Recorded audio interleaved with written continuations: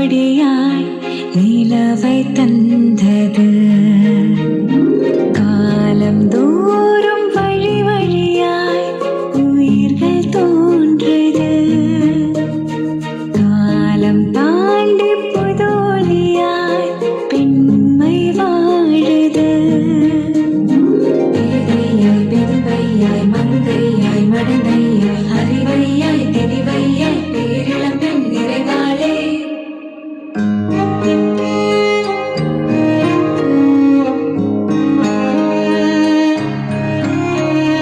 அழகிய பூமுகமே அண்ணனை போல முகமே. அன்னை மாயாவதியின் துணிவும் அண்ணலை போல வருமே. விளையாட ஒரு நாள் பொம்மை கேட்பாள்.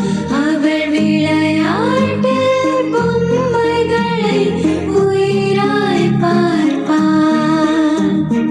அனலில்லா சூரியன் ஜெபம் கூற மனம் கொண்ட மாசுகள் அன்பாய் மாற. பருவத்தில் பௌத்தத்தை சிறுபிள்ளை